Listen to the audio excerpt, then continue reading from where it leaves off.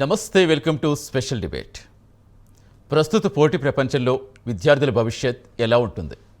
Digital యుగంలో పిల్లల మీద ఒత్తిడి లేకుండా వారిలో ఆత్మవిశ్వాసం పెంచేందుకు పేరెంట్స్ తీసుకోవాల్సిన చర్యలేంటి? ఈ అంశాలపై మనతో మాట్లాడేందుకు ఒక అసాధారణ వ్యక్తి మనతో జాయిన్ అవుతున్నారు. ఆయనే డాక్టర్ వెంకట్ ఇకుర్తి గారు. అసలు వెంకట్ గారి గురించి మనం మాట్లాడుకుంటే 3 దశాబ్దాలకు పైగా ఔషధాల తయారీ, పరిశోధనలు, వాటి ప్రయోగాల్లో అపార అనుభవంతో ఆధునిక యుగంలో ఫార్మాతో పాటుగా డేటా సైన్స్ రంగాల్లో అనేక మందికి మార్గదర్శనం చేశారు.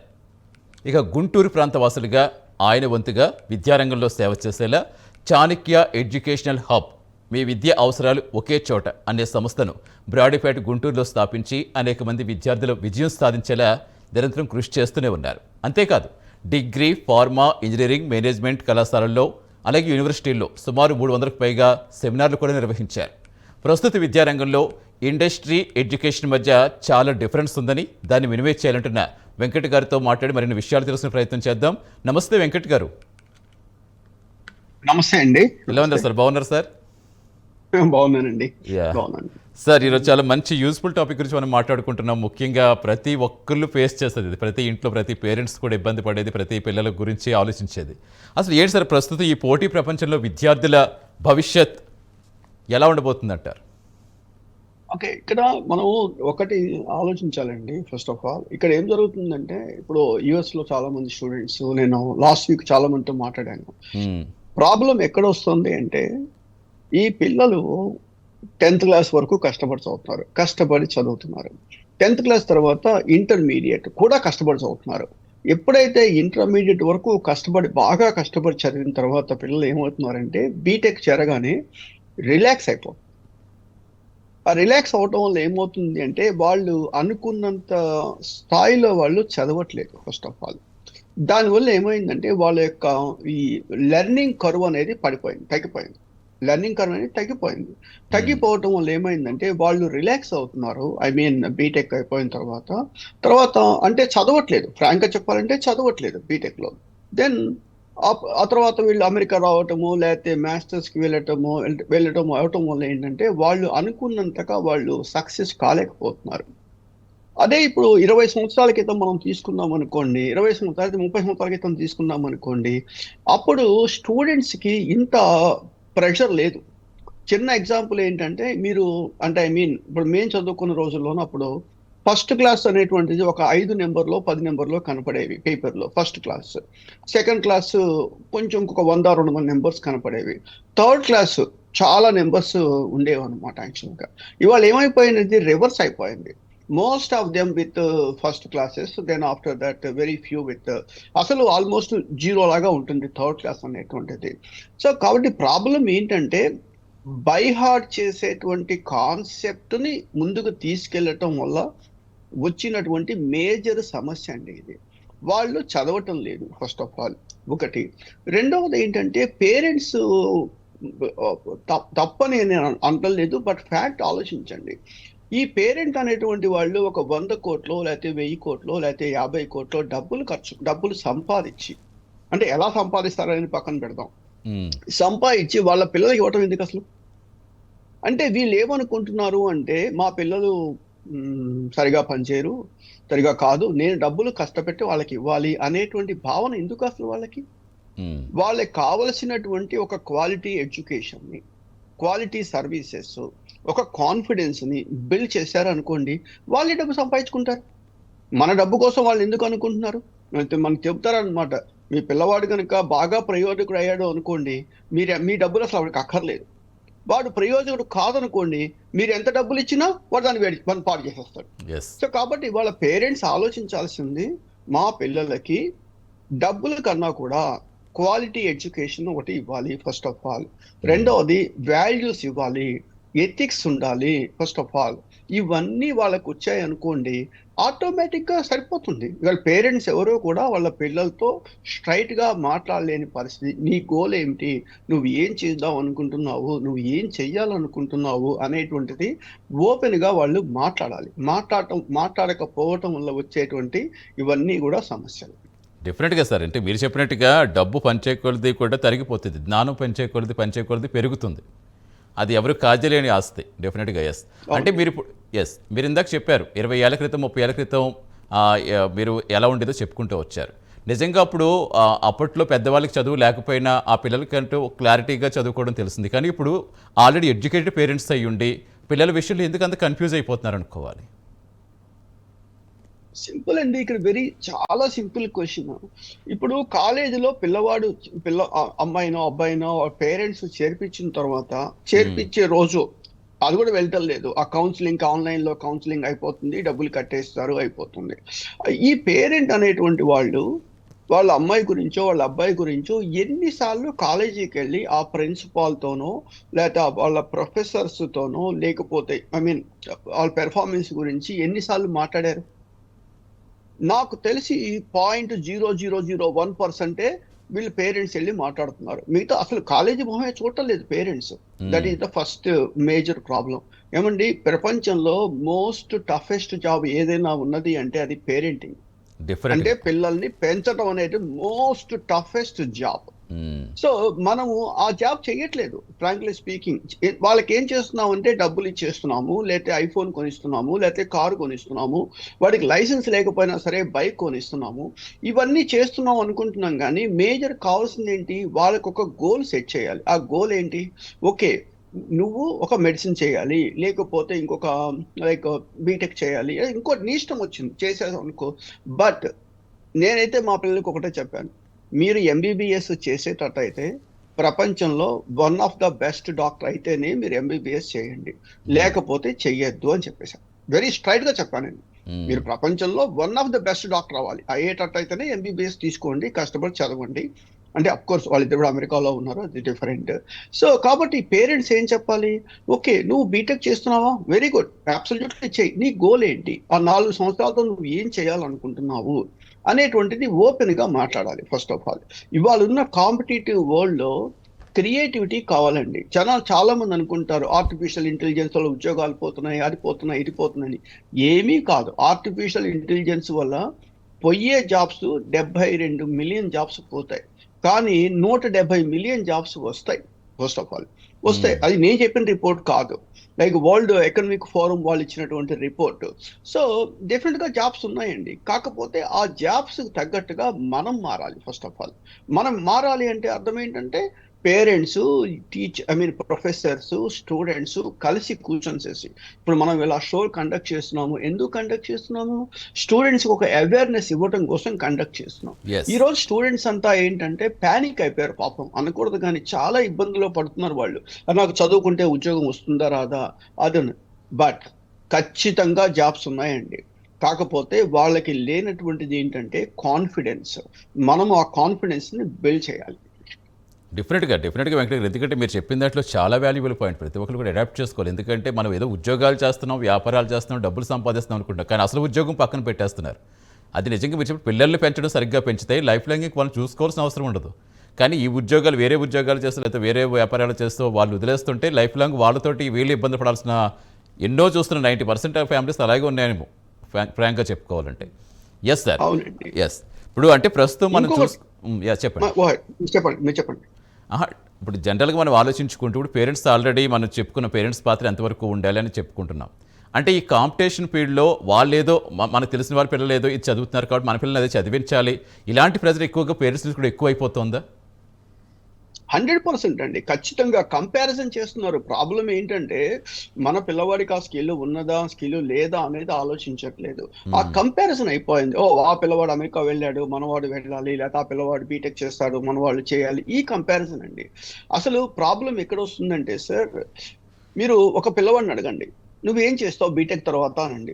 అంటే నేను బీటెక్ తర్వాత ఎంటెక్ చేస్తాను అంటాడు. ఓకే, ఎంటెక్ తర్వాత ఏం చేస్తావు అంటాడు. నేను జాబ్ చేస్తాను అంటాడు.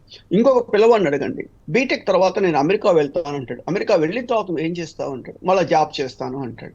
ఇంకో పిల్లవాడు, ఎవరిని కదిలించినా కూడా నేను జాబ్ చేస్తాను అనేటువంటి భావనలోనే ఉన్నారు. అంటే జాబ్ ఇవ్వాలిగా. జాబ్ ఇవ్వాలంటే ఎవరో ఒకటి కంపెనీ పెట్టాలి కదా. అంటే ఎవరో ఒకటి కంపెనీ పెట్టిన చోట మనము పని చేస్తున్నాం. మీకు చెప్తున్నా ఇంకో ఫ్యాక్ట్, మిలియనియర్స్ ఎవరు కూడా జాబ్ చేసిన వాళ్ళు లేరండి. ఎంప్లాయ్ ఎప్పటికీ కూడా మిలియనియర్ కాలేడు. బాగా గుర్తుపెట్టుకోండి word I'm telling this, I'm sorry to say this word.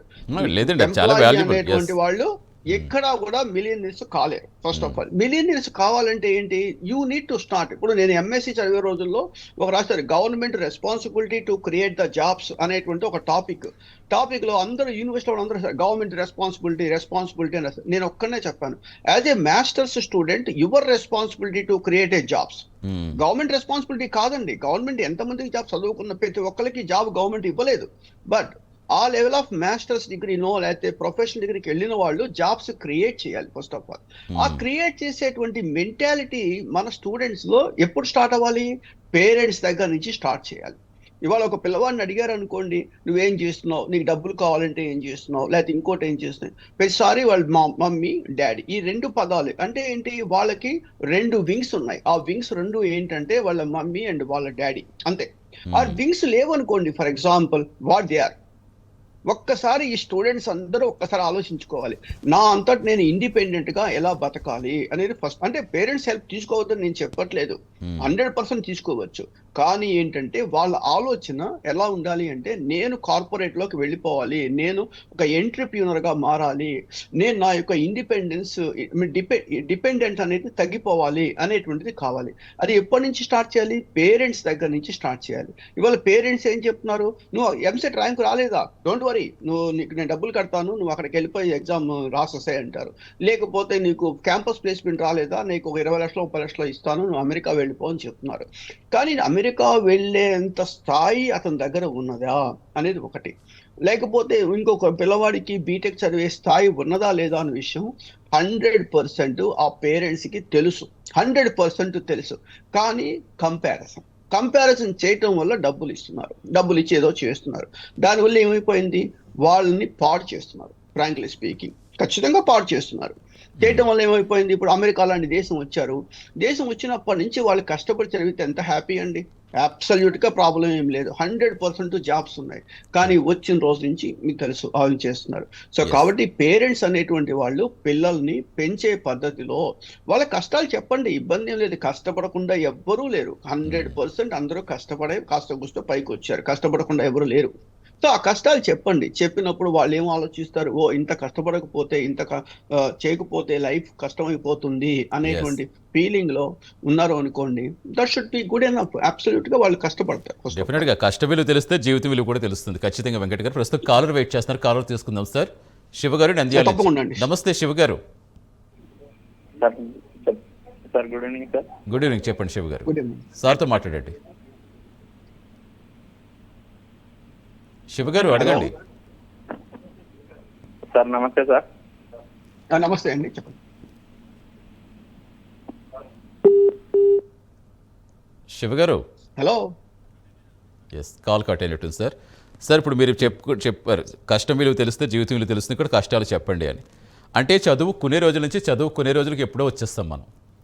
ఎవరో పిల్లలు ప్రెస్టీజియస్ కోసం ఒక పెద్ద స్కూల్లో జాయిన్ చేస్తాడు, మన పిల్లల్ని అక్కడ జాయిన్ చేసి మనం ఇబ్బందులు పడి వాళ్ళని ఇబ్బందులు పెట్టి ఈ విధంగా మారిపోయింది. అంటే నేను గతంలో కూడా మిమ్మల్ని అడుగుదాంటున్నాను, లాస్ట్ మనం చేసినప్పుడు కూడా మీరు చాణక్య ఎడ్యుకేషనల్ హబ్ అని స్థాపించారు, మీ విద్యావసరాలు ఒకే చోట అని. అంటే ఏంటి సార్, అంటే దాని మీనింగ్ ఏంటి? Chanakya approach is totally different అండి. చాణక్య అప్రోచ్ ఎలా ఉంటుంది అంటే, మీరు అతి సర్వద్ద వర్జయేత్ అనేది ఒకటి. లైక్ ఫర్ ఎగ్జాంపుల్ ఇప్పుడు నేను ఉన్నాను, ఫర్ ఎగ్జాంపుల్ చాణక్యుడు యొక్క ప్రిన్సిపల్, మనం ఫ్రెండ్స్ కన్నా శత్రువులతో జాగ్రత్తగా ఉండాలి, అది ఒకటి. ఈ సపోజ్ నేను ఒక పని చేసేటప్పుడు 2 ఆప్షన్స్ నాకు ఉన్నాయి అనుకోండి, 2 ఆప్షన్స్ నాకు నష్టమే వస్తాయి, 2 ఆప్షన్స్ నష్టమే వస్తాయి. వచ్చేటప్పుడు చాణక్యుడు ఏం చెప్తాడు, ఎవరికి తక్కువ నష్టం అయితే వాళ్ళని ఆ ఆప్షన్ తీసుకోమని చెప్తాడు, సంథింగ్ లైక్ దిస్. ఇవన్నీ ఏంటంటే రియల్ ఫ్యాక్ట్స్ అండి, real facts like this. So కాబట్టి మనకి ప్రపంచంలో రెస్పెక్ట్ ఎవరైనా మనకి ఇస్తారు అంటే ఒకే ఒక్కళ్ళకండి, చదువుకి తప్ప రెస్పెక్ట్ ఎక్కడ ఉండదు. First of all education is the best friend, and educated person respected everywhere. ప్రపంచం మొత్తం రెస్పెక్ట్ ఇస్తారు ఎడ్యుకేటెడ్ పర్సన్ కి. సో కాబట్టి ఏమవుతుందంటే, అలాంటి ఎడ్యుకేషన్ ని మనము నెగ్లెక్ట్ చేయకూడదు అనేటువంటి ఒక ఫండమెంటల్ ప్రిన్సిపల్, అది ఒకటి. రెండవది ఏమవుతుందంటే, ఈ చాణక్య ఎడ్యుకేషన్ హబ్ ఏమవుతుందంటే, we are going to provide you authentic information. Authentic అంటే కరెక్ట్ ఇన్ఫర్మేషన్ స్టూడెంట్స్కి ఇవ్వాలి. ఇవాళ స్టూడెంట్స్కి ఏమవుతుంది, కరెక్ట్ ఇన్ఫర్మేషన్ లేదు ఇక్కడ. వాళ్ళని చాలా షుగర్ కోటెడ్ కాన్వర్సేషన్ అండి, అంటే sorry to say this word, sugar coated conversation. ఈ షుగర్ కోటెడ్ కాన్వర్సేషన్ ఏమవుతుంది, ఇప్పుడు గొర్రె ఎప్పుడు కూడా లైక్ గొర్రె వాడిని నమ్మదు, కషాయ వాడిని నమ్ముతుంది అంటారు. సేమ్ అదే పరిస్థితి అయిపోయింది ఇక్కడ. ఇప్పుడు మేము వచ్చి ఫ్యాక్ట్ అన్నప్పుడు మా వెబ్సైట్ లో ఉన్న ప్రతి ఇన్ఫర్మేషన్ కి ఒక ఎవిడెన్స్ మీరు గవర్నమెంట్ సైట్స్కి వెళ్ళి చూసుకోవచ్చు, అంత ఇన్ఫర్మేషన్ ఉంటుంది. సో ఇలాంటి సిచ్యువేషన్ మేము చాణక్యలో ఇస్తున్నాం అనమాట. ఇప్పుడు దాన్ని మేము గ్లోబల్ చేస్తున్నాం, frankly speaking globalise. Next week నేను దుబాయ్లో, షార్జాలో మీటింగ్స్ ఉన్నాయి నాకు. ఆ నెక్స్ట్ వీక్ చెన్నైలో మొత్తం ఆల్మోస్ట్ SRM పెద్ద పెద్ద యూనివర్సిటీస్లో మీటింగ్స్ ఉన్నాయి. ఆ తర్వాత హైదరాబాద్లో ఒక 2-3 రోజులు ఉంటాను, సంథింగ్ లైక్ దిస్. ఇట్స్ ఇవన్నీ ఎందుకంటే ఎడ్యుకేషన్ అనేది ఒక్కటే మనిషి యొక్క స్థాయిని నెక్స్ట్ లెవెల్ తీసుకెళ్తుంది. అలాంటి ఎడ్యుకేషన్ ని నెగ్లెక్ట్ చేస్తే కొంచెం చాలా బాధగా అనిపిస్తుంది. అందుకని చెప్పేసి మేము ఇవన్నీ చేస్తున్నాం. డెఫినెట్ కంటిన్యూ చేద్దాం సార్. ప్రస్తుతం మురళి గారు వెయిట్ చేస్తున్నారు, కాలర్ వెయిట్ చేస్తున్నారు. మురళి గారు నమస్తే అండి. సార్ నమస్తే సార్. నమస్తే సార్, సార్తో మాట్లాడండి సార్. సార్ నమస్తే సార్. చెప్పండి మురళి గారు. నమస్తే అండి. సార్ మా అబ్బాయి బీటెక్ కంప్లీట్ అయిపోయింది సార్. అబ్బాయి ప్రజెంట్ టీసీఎస్ లో చేస్తున్నాడు. TCS లో చేస్తున్నారు, ఓకే. కానీ ఏమైనా కోచింగ్ తీసుకోమంటారా వద్దు సార్? అంటే ఏఐ మీద కోచింగ్ తీసుకోవద్దని నేనేం చెప్పట్లేదండి. ఎందుకంటే ఇక్కడ 3 రకాల మనకి సిచ్యువేషన్స్ ఉన్నాయి. ఒకటి ఏంటంటే పిల్లవాడు అంటే స్టూడెంట్కి జాబ్ తెచ్చుకోవాలి, అది ఫస్ట్ క్రైటీరియా. రెండోది ఏంటంటే జాబ్ వచ్చేసింది ఆ పిల్లవాడికి, జాబ్ వచ్చిన జాబ్ని నిలబెట్టుకోవాలి అంటే రిటైన్ చేయాలి. జాబ్ని రిటైన్ చేయాలంటే ఏం చేయాలి అనేది ఒకటి. మూడోది, ఇప్పుడు మీ పిల్లవాడు TCS లో పనిచేస్తున్నాడు ఆల్రెడీ, రిటైన్ చేసుకోవాలంటే లేటెస్ట్ టెక్నాలజీస్ తీసుకోండి. లేటెస్ట్ టెక్నాలజీ ఇప్పుడు ఈ ఆర్టిఫిషియల్ ఇంటెలిజెన్స్ లేకపోతే మెషిన్ లెర్నింగ్ వీటన్నిటికీ కూడా ఏంటంటే బేసిక్ డేటా సైన్స్ నుంచి నెక్స్ట్ లెవెల్కి వెళ్ళడానికి ప్రయత్నం చేయండి. స్ట్రైట్ అవే మీరు AI తీసుకున్నారు అనుకోండి, నేను ఒకటే అడుగుతున్నాను, if you are at right guru you never did anything wrong. If you are not at right guru, whatever you are doing is wrong. తను AI నేర్చుకునేటప్పుడు ఎవరు ఆ ఫ్యాకల్టీ, ఎవరు ఆ ఫ్యాకల్టీ యొక్క ఎక్స్పీరియన్స్ ఏంటి, ఆ ఫ్యాకల్టీ మనకి ఎంతవరకు చెప్పగలరు, వాళ్ళ యొక్క ఎడ్యుకేషనల్ బ్యాక్గ్రౌండ్ ఏంటి, ఇవన్నీ కూడా ఏంటంటే మీరు ఎక్స్ప్లోర్ చేయండి. ఎక్స్ప్లోర్ చేసిన తర్వాత నేర్చుకోండి. Continuous learning is the key for success in IT ఇండస్ట్రీలో పనిచేసేంత వరకు కంటిన్యూస్గా చదవాల్సిందే. దెర్ ఈజ్ నో ఆప్షన్ ఏమీ లేదు ఇక్కడ. అదే నిరంతర విద్యార్థిగా మారుతూనే ఉండాలి, కంటిన్యూస్ స్టూడెంట్. తప్పదండి, తప్పదు, డిఫరెంట్ గా తప్పదండి. ఎందుకంటే కంటిన్యూస్లీ చేంజింగ్, మీకు తెలుసు కదా. Instructions is at the end of the school. బోధించడం అనేది స్కూల్ తో అయిపోతుంది. Education is at the end of the life అని చెప్తాం. డెఫినెట్ గా సార్. అంటే ఇన్స్ట్రక్షన్స్ బోధించడం, instructions is at the end of the school, but education is at the end of the life అని చెప్తాం. సో ఐటీలో మాత్రం కంటిన్యూస్ గా చదవక తప్పదు, ఆప్షన్ ఏం లేదు. ఇప్పటికీ మీరు చెప్పినట్టుగా ఎదిగే వ్యక్తి నిరంతరం విద్యార్థిగానే ఉంటాడు ఖచ్చితంగా. ఇంకా ఐటీలో ఏంటంటే మనం బ్రతకాలంటే ఆ జాబ్ని కొనసాగించాలంటే డేటింగ్ అప్డేట్ అవుతూనే ఉండాలి. ఎస్ సార్, మీరు ఇందాక చెప్పారు ఇప్పుడు పిల్లలకి మొదటి గురువు తల్లిదండ్రులే, తర్వాత స్కూల్లో ఇక గురువులు చెప్పేదాన్ని బట్టి వెళుతూ ఉంటారు. అంటే ఇప్పుడు పిల్లల్లో ఆ సెల్ఫ్ కాన్ఫిడెన్స్ పెరిగే విధంగా తల్లిదండ్రుల బాధ్యత ఎంత, గురువుల బాధ్యత ఎంత?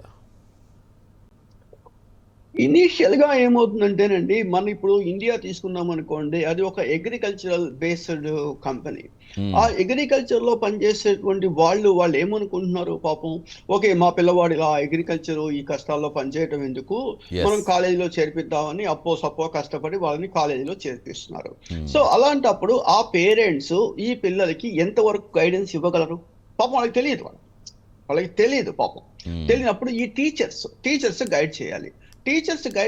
అన్నప్పుడు టీచర్స్ గైడ్ చేయాలి అంటే వాళ్ళకి తెలియాలిగా ఫస్ట్ ఆఫ్ ఆల్. వాళ్ళ గవర్నమెంట్స్ ఏం చేయాలి అంటే ఈ టీచర్లందరికీ ట్రైనింగ్ ఇవ్వాలి. పిల్లల జోలికి వెళ్ళకూడదండి. నేను మొదటి నుంచి చెప్తాను, పిల్లల జోలికి అసలు వెళ్ళకూడదు. మనం చేయాల్సిన పని ఏమైనా ఉన్నది అంటే టీచర్లకి ట్రైనింగ్ ఇవ్వాలి. అంటే ట్రైన్ ద టీచర్ ఫస్ట్. అయినప్పుడు అవకాశాలు ఇవాళ సపోజ్ ఇప్పుడు అమెరికా వెళ్ళాలి అనుకున్నారు అనుకోండి, అక్కడ ఉన్నటువంటి ఫ్యాకల్టీకి ట్రైనింగ్ ఇవ్వచ్చు. అమెరికా వెళ్ళేటువంటి పిల్లలు ఇన్ని జాగ్రత్తలు తీసుకోవాలి, మీరు ట్రైనింగ్ ఇవ్వండి అని చెబితే మనం 100 మందికి ట్రైనింగ్ ఇచ్చామనుకోండి, వాళ్ళు 100 × 100 కొన్ని లక్షల మందికి ట్రైనింగ్ ఇచ్చేస్తారు. That's what it is. అది చేయగల అది గవర్నమెంట్ కానీ కాలేజ్ మేనేజ్మెంట్స్ కానీ చేయాలి. ఇక్కడ ఏంటంటే ఒక్క సర్టన్ ఏజ్ వరకు పేరెంట్స్ కాస్త కూస్తో చెప్పగలరేమో, కానీ కొన్ని దాటిన తర్వాత ఏంటంటే ప్రొఫెసర్స్ వాళ్ళ టీచర్స్ది మేజర్ రెస్పాన్సిబిలిటీ ఉంటుంది. ఈ మధ్య ఏంటంటే యూజీసీ ఏం చేస్తుందంటే ప్రొఫెసర్ ఆఫ్ ప్రొఫెషన్ అని చెప్పి పిఓపి అని చెప్పేసి కొత్తగా పెట్టింది. సో గవర్నమెంట్ కూడా ఏం చేయాలంటే మ్యాండేటరీ చేయాలి. ఇలా ప్రొఫెషన్లో నాలాంటి వాళ్ళు ప్రొఫెషన్లో పనిచేసేటువంటి వాళ్ళని కనీసం ఒక 20-30 మందిని మీరు హైర్ చేయండి, అంటే కాలేజీలో తీసుకోండి, వాళ్ళ చేత చెప్పించండి అని చెప్పారు అనుకోండి, ఖచ్చితంగా అది స్టూడెంట్స్ కి చక్కగా చాలా ఉపయోగపడుతుంది. రైట్ సార్, కంటిన్యూ చేద్దాం. ప్రస్తుతం నెల్లూరు నుంచి నాగేశ్వరరావు గారు వెయిట్ చేస్తారు. నమస్తే నాగేశ్వరరావు గారు. సార్ నమస్తే సార్. నమస్తే, మాట్లాడండి సార్తో. నమస్తే అండి. అడగండి నాగేశ్వరరావు గారు. సార్ నమస్తే సార్. నమస్తే అండి. మీ డౌట్ ఏమడుగుదాం అనుకుంటున్నారు? సార్ మా పాప యుఎస్ లో ఉంది సార్, అమెరికాలో. చెప్పండి చెప్పండి సార్. చెప్పండి సార్. ఎంఎస్ అయిపోయింది సార్ మా పాప, బీటెక్ ఎంఎస్ అయిపోయింది. Okay sir. అది జాబ్ మమ్మల్ని ఎట్లా ఏంటండి సార్, అది ఎట్లా చేయాలని? అంటే ఇప్పుడు అమ్మాయి బీటెక్ ఏ బ్రాంచ్ చేసింది అనేటువంటిది ఫస్ట్ క్వశ్చన్ అండి. రెండో క్వశ్చన్ ఏంటంటే ఎంఎస్ ఎక్కడ చేస్తుంది అనేటువంటిది రెండో క్వశ్చన్. ఈ రెండు క్వశ్చన్స్ మనకి తెలియాలండి. రెండోది ఏంటంటే ఇప్పుడు వాళ్ళకి ఇనీషియల్ గా ఏంటంటే ఓపీటీ అనేటువంటిది ఒకటి ఇస్తారు, అది ఒక 12 months అలా ఉంటుంది. ఆ తర్వాత స్టెమ్ లో ఉంటే గనక అంటే సైన్స్, ఇంజనీరింగ్, టెక్నాలజీ, మ్యాథమెటిక్స్ వాళ్ళకి ఇంకొక 2 years ఉంటుంది. టోటల్ గా 3 years లైక్ ఓపీటీలో ఉండొచ్చు వాళ్ళు. ఇప్పుడు ఆ అమ్మాయి ఏ స్టేటస్ లో ఉన్నది అనేటువంటిది ఒకటి ఇంపార్టెంట్ అవుతుంది. రెండవది ఆ అమ్మాయి యొక్క స్కిల్స్ ఏమిటి. ఇప్పుడు ఉద్యోగం రావాలంటే స్కిల్ కావాలి కదా, ఆ అమ్మాయికి ఉన్నటువంటి స్కిల్స్ ఏమిటి, ఇవన్నీ తెలియకుండా ఏంటంటే నేనేమీ చెప్పలేనండి ఫ్రాంక్లీ స్పీకింగ్. ఎందుకంటే ఇప్పుడు నేను I'm a data scientist, I'm a statistician, నాకు నా లిమిటెడ్ రోల్ ఉంటుంది. నేను ఆ ఏరియాలోనే నాకు కొన్ని అవకాశాలు ఉంటాయి, పొజిషన్స్ ఉంటాయి, నేను వాటికి హెల్ప్ చేస్తాను. ఇప్పుడు మీరు సైబర్ సెక్యూరిటీనో ఇంకోటో ఉన్నారనుకోండి, నేను చేయలేను, ఎందుకంటే నా ఏరియాస్ అవి కాదు కాబట్టి. సో కాబట్టి ఏంటంటే ఆ అమ్మాయిని నాకు ఒకసారి కాల్ చేయమని చెప్పండి. I will try my level best to help her. Right, thank you Nageswara garu. Next call Srinu గారు ఏలూరు నుంచి మాట్లాడుతున్నారు. నమస్తే శ్రీను గారు. సార్ నమస్తే సార్. మీ పేరమ్మా? నా పేరు నాగలక్ష్మి సార్. నాగలక్ష్మి గారు, ఓకే చెప్పండి. సార్ మా పాప బైపీసీ సార్, బైపీసీ అయిపోయిందండి. ఎంసెట్ లో 8500 ర్యాంక్ వచ్చింది సార్. అంటే నీట్ ఎగ్జామ్ రాసిందండి, నీట్ లో 261 వచ్చింది సార్. ఇట్లా ఎంసెట్ ద్వారా వెళ్దామని, అంటే ఏ గ్రూప్ తీసుకుంటే బాగుంటుంది అని కాల్ చేసాను. అంటే ఒకటండి, బైపీసీ గ్రూప్ తీసుకొని 85,000 ర్యాంక్ అంటే మంచి ర్యాంకే. మరి చెడ్డ ర్యాంక్ మాత్రం కాదు, మంచి ర్యాంకే వచ్చింది అమ్మాయికి. ఇప్పుడు మరి నేనైతే ఫ్రాంక్లీ పర్సనల్లీ బైపీసీ గ్రూప్ తీసుకున్నప్పుడు better to think about medical side, either MBBS కావచ్చు, లేకపోతే బీడీఎస్ కావచ్చు, సంథింగ్ చూడండి. అది కనుక మనం ఎఫర్ట్ చేయలేని పరిస్థితి ఉంటే కనుక B pharmacy is the best. Pharm D కాదండి, ముందే చెప్తున్నాను, ఫార్మాడీ కాదు, 6 సంవత్సరాలు ఫార్మాడీ కాదు. బి ఫార్మసీ జాగ్రత్తగా చేసేసుకొని అది ఉన్నప్పుడే క్లినికల్ ట్రయల్స్, డ్రగ్ డెవలప్మెంట్ అలాంటివి నేర్చేసుకొని శుభ్రంగా కార్పొరేట్లోకి వెళ్ళటం, అది ఒక మంచి ఆప్షన్ అనమాట. ఆప్షన్ అంటే కొంతమంది ఫార్మాడీ కూడా వెళ్తారు, ఎందుకనో నాకు ఫార్మాడీ కన్నా కూడా బి ఫార్మసీ కొంచెం బెటర్ అనిపిస్తుంది. సో అది కొంచెం బెటర్. ఇంకా మిగతా ఉంటాయి కదా, లైక్ అంటే బయో ఇన్ఫర్మాటిక్స్, బయోటెక్నాలజీ, ఇవన్నీ కన్నా కూడా మై పర్సనల్ ప్రిఫరెన్స్ ముందే చెప్తున్నాను, బి ఫార్మసీ ఈజ్ కొంచెం వరకు బెటర్ అనమాట యాక్చువల్గా. రైట్ అండి, థ్యాంక్ యూ నాగలక్ష్మి గారు, థ్యాంక్స్ ఫర్ కాలింగ్ అండి. సార్ కాల్స్ అయితే కంటిన్యూగా వస్తున్నాయి, బట్ మీ నుంచి మాకు ప్రాపర్ ఇన్ఫర్మేషన్ కావాలి కాబట్టి కొన్నిటికి మీరు కొంచెం మాకు క్లారిటీ, పిల్లల్ని బాగా వాళ్ళకి మోటివేట్ చేసే విధంగా డిఫరెంట్. ఎందుకంటే సార్ ఇప్పుడు ప్రజెంట్ మనం చూసుకుంటే ఈ డిజిటల్ యుగంలో అది ఎంతవరకు పిల్లలు ప్లస్ అవుతుంది అంతవరకు మైనస్ కూడా, ఎందుకంటే వాళ్ళ ఏజ్ అలాంటిది కూడా డైవర్ట్ అయిపోవడం అనేది చూస్తూ ఉంటాం. సో వాళ్ళ దృష్టి అలా మరలకుండా ఉండే విధంగా పేరెంట్స్ ఎలాంటి రోల్ పోషించాలి, పేరెంట్స్ ఎలా వాళ్ళని కనిపెట్టు కూర్చోవాలి? డిజిటల్ యుగం అన్నప్పుడు నేను మిమ్మల్ని ఒక చిన్న క్వశ్చన్ అడుగుతానండి. వరల్డ్ బెస్ట్ 3 ఇన్వెన్షన్స్ చెప్పండి. ప్రపంచంలో బెస్ట్ 3 ఇన్వెన్షన్స్ కనిపెట్టినవి. సరే ఓకే నేనే చెప్తాను. వెరీ ఫస్ట్ వన్ ఏంటంటే చక్రం అండి, వీల్ కనిపెట్టారు. ఇవాళ వీల్ లేని ప్రపంచాన్ని ఊహించండి, అది ఒకటి. రెండో బెస్ట్ ఇన్వెన్షన్ ఏంటో తెలుసా మీకు? ఫైర్, నిప్పును కనిపెట్టారు. అది మూడో బెస్ట్ ఇన్వెన్షన్ ఈజ్ కంప్యూటర్. ఇవాళ కంప్యూటర్ లేకపోతే మనం ఏమీ చేయలేని పరిస్థితికి వెళ్ళిపోతున్నాం. These are the best inventions. Worst 3 inventions తెలుసా మీకు? ఫస్ట్ వన్ ఈజ్ తుపాకీ, ఒకళ్ళని చంపేయచ్చు. రెండవది డైనమైట్, ఒక 100 మందిని చంపేయచ్చు. మూడవది స్మార్ట్ ఫోన్, లక్షల మందిని నాశనం చేసేయచ్చు. ఇవాళ స్మార్ట్ ఫోన్ అనేటువంటిది ఏంటంటే ఎంతవరకు వాడాలో అంతవరకే వాడాలండి. అంటే ఇప్పుడు నా ఫోన్ మీకు ఇస్తాను, ఏ కాలు కూడా నాకు 15 సెకండ్లు 20 సెకండ్ల గురించి మాట్లాడను నేను, అన్లెస్ బిజినెస్ కాల్స్. ఎందుకు మాట్లాడను అంటే నా ఫోన్ పర్పస్ అదే, నా ఫోన్ కమ్యూనికేషన్ ఇవ్వడం కోసమే. అంతేగాని ఆ ఫోన్లో గేమ్లు ఆడుకోవటం, సినిమాలు చూడటం, అవి చేయటం ఇవి చేయటం చేసామనుకోండి, దానివల్ల ఏమైపోయింది, యాజ్ ఏ స్టూడెంట్గా నా యొక్క రోల్ నుంచి నేను డీవియేట్ అయిపోతున్నాను, పక్కకి వెళ్ళిపోతున్నాను. అది వెళ్ళకూడదు ఫస్ట్ ఆఫ్ ఆల్. సో కాబట్టి ఏంటంటే డిజిటల్ అడ్వాంటేజ్, ఒక కత్తి అండి, కత్తితో కూరగాయలైనా కొడవచ్చు, ఇంకోటి చేయొచ్చు. ఈ సెల్ ఫోన్ అనేటువంటిది ఒక పవర్ఫుల్ వెపన్. ఆ వెపన్ ని ఎంతవరకు వాడుకోవాలో అంతే వాడుకోవాలి. ప్లస్ ఇవాళ డిజిటల్ యుగంలో ఇన్ఫర్మేషన్ అనేది ఒక పవర్ అండి. నాలెడ్జ్ ఈజ్ ఆ పవర్ ని మనం పర్ఫెక్ట్ గా వాడుకోగలిగాం అనుకోండి, దట్ షుడ్ బి బెటర్. వీటన్నిటికీ ముఖ్యమైనది ఏంటంటే పిల్లలకి వాళ్ళ యొక్క గోల్ ఉండాలండి. ఆ గోల్ ని రీచ్ అవటానికి మనం అందరం హెల్ప్ చేయొచ్చు. వాళ్ళ పేరెంట్స్ కావచ్చు, టీచర్స్ కావచ్చు, మీరు కావచ్చు, నేను కావచ్చు, హెల్ప్ చేస్తాం. The most important is they have their goal. నేను ఈ పని చెయ్యాలి అని అనుకున్నప్పుడు మనం హెల్ప్ చేస్తాం అనమాట. రైట్ అండి, ఎస్ డెఫినెట్గా ఏ వ్యాపారం అయినా సరే దాన్ని సరిగ్గా యూజ్ చేసుకుంటే యూజ్ అవుతుంది, లేదంటే మనల్ని కాల్ చేస్తుంది. లాస్ట్ కాల్ తీసుకున్నాం సార్, గౌరీ గారు వెయిట్ చేస్తున్నారు హైదరాబాద్ నుంచి. నమస్తే గౌరీ గారు. నమస్తే సార్. నమస్తే, చెప్పండి. నమస్తే అండి సార్. మా బాబు వచ్చేసి డేటా సర్వీస్ కోసం యూఎస్ లో ఉన్నారు. ఇంకొక 2-3 months లో, ఇప్పుడు ఈ మంత్ లో అయిపోయిందని చూస్తున్నారు. ఇప్పుడు బయటకు వచ్చేస్తున్నారు. ఓటీపీ వచ్చింది ఈ మంత్, ఈ సెకండ్ మంత్ అని అంటున్నారు. సైబర్ సెక్యూరిటీ కోసం వెళ్ళాడు. ఇప్పుడు అతనికి జాబ్స్ అంత మార్కెట్ బాగోలేదని అంటున్నారు. అది జాబ్స్ కావాలి అంటే మనం ఏ రకంగా కేర్ తీసుకోవాలి, అతనికి ఎలా చేస్తే హెల్ప్ అవుతుందో కొంచెం మీ మాటలు చెబుతూ మేము అట్లా ఫాలో అవుతామని అనుకుంటున్నాను సార్. డెఫినెట్ గా అండి, మార్కెట్ బాగాలేదు అన్న పదం పక్కన పెట్టేసాయండి. మార్కెట్ క్వాలిటీ ఉన్న వాళ్ళందరికీ జాబ్స్ వస్తూనే ఉన్నాయి. అంటే మనం ఎలా చెప్పాలి అంటేనండి, ఇప్పుడు మీ పిల్లవాళ్ళు ఏ కాలేజ్ చదివారు? ఇప్పుడు ఐఐటిలోనో అంటే ఉండొచ్చండి, ఐవీ లీగ్ అంటారు అమెరికాలో. ఐవీ లీగ్ లో గనక మీ పిల్లవాడు గనక మాస్టర్స్ కానీ బ్యాచిలర్స్ కానీ చేస్తే మీ పిల్లలకి అట్లీస్ట్ 150K పైన శాలరీ ఆఫర్ లెటర్ రెడీగా ఉంటుంది. మనం ఏం చేస్తున్నాము, ఐవీ లీగ్కి వెళ్ళటం లేదు, ఒక చిన్న ఏదో కాలేజీకి వెళ్తున్నాము, వెళ్ళి అక్కడ ఏదో చేసేస్తాము, అయిపోయిన తర్వాత జాబ్ కావాలనుకుంటున్నాము. ఇక్కడ ప్రాబ్లం ఉంటుంది. అయినా సరే జాబ్స్ దొరుకుతున్నాయండి, దొరకవని నేను చెప్పట్లేదు, దొరుకుతున్నాయి. సో కాబట్టి సార్ మీరు మీ పిల్లవాడిని నాకు కాల్ చేయమని చెప్పండి, దట్ షుడ్ బి బెటర్. అప్పుడు ఏంటంటే నేను కరెక్ట్గా వాళ్ళ రెజ్యూమ్ చూసిన తర్వాత నేను వాళ్ళకి కరెక్ట్గా ఇన్ఫర్మేషన్ ఇవ్వగలను. ఓపెన్గా అయితే మాత్రమే data science has good demand, బాగానే ఉంది, చాలా స్కిల్స్ కావాలి, జాబ్స్ ఉన్నాయండి. జాబ్స్ లేవనే భయం మాత్రం ఏమీ లేదు, కావాల్సిన జాబ్స్ ఉన్నాయి. అన్ఫార్చునేట్లీ రైట్ పీపుల్ దొరకట్లేదు.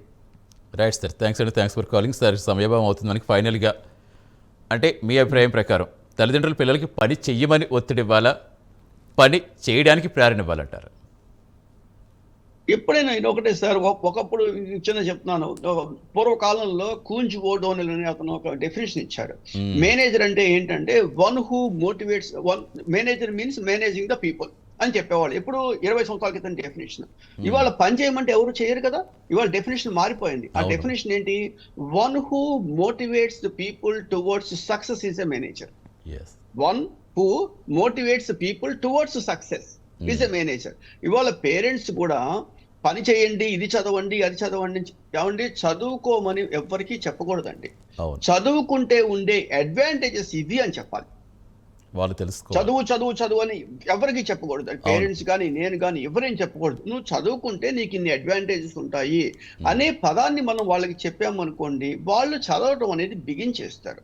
ఎస్ చదవటం అనేది బిగిన్ చేస్తారు. ఒక్కసారి చదవటం బిగిన్ చేసిన తర్వాత they are able to enjoy the education enjoy చేస్తారు వాళ్ళు.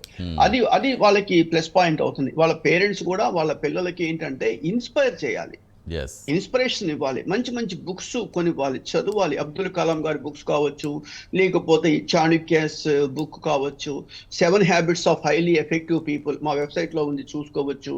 అదే విధంగా 101 ways to improve your communication skills ఒకటి. Right. ఇట్లాంటి మంచి మంచి బుక్స్ చదివారనుకోండి, ఆటోమేటిక్ గా they are going to get a success. డెఫినెట్గా సార్. మనకి సమయం అంత లేదు, బట్ మీరు ఎప్పుడు మాట్లాడినా ఇంకా మీ దగ్గర చాలా ఇన్ఫర్మేషన్ తెలుసుకోవాలని ఉంటుంది. సమయం అయిపోయింది కాబట్టి thank you so much sir. Thanks for your valuable information. Thank you for joining sir. Thank you so much sir. Thanks అండి, థ్యాంక్ యూ వెరీ మచ్. ఇది వాళ్ళ special debate. Keep watching prime 9 news. నిజం ఇదే మా ఇష్టం.